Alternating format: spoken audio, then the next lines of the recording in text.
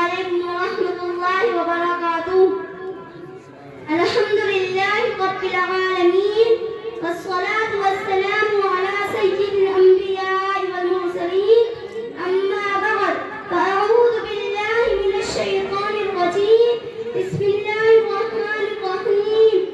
واعبدوا الله ولا تشركوا به شيئا وبالوالدين إحسانا. معزز سامعین کرام، آپ حضرات کے سامنے والدین کی قدر و اہمیت کے عنوان پر تقریر پیش کرنا چاہتی ہوں. امید ہے کہ آپ حضرات بغور سماعت فرمائیں گے.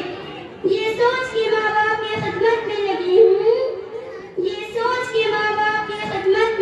ہوں، اس پیڑ کا سایہ میرے بچوں کو ملے گا. اللہ تعالیٰ نے انسانوں کو اس دنیا میں بے شمار نعمتوں سے نوازا ہے.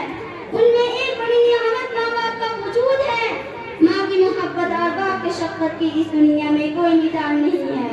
بڑے خوش نصیب ہوں وہ لوگ جو ہر وقت اپنی ماں باپ کی خدمت کرتے ہیں اور اپنی بات اور اپنے عمل سے ان کو آرام و سکون پہنچاتے ہیں.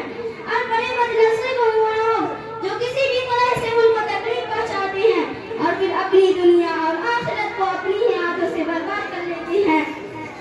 لہٰذا آج کی تقریر میں والدین سے محبت اور ان کی اہمیت کے تعلق سے چند باتیں بیان کی جا رہی ہیں. شرک کے بعد سب سے بڑا گناہ والدین کی نافرمانی ہے. اللہ کی عبادت بندگی اور اطاعت فرما برداری کے بعد ماں باپ کی خدمت اور فرما برداری کا درجہ ہے. جیسا کہ قرآن کریم میں اللہ تعالیٰ فرماتے ہیں اللہ کی عبادت کرو، اس کے ساتھ کسی کو شریک مت کرو اور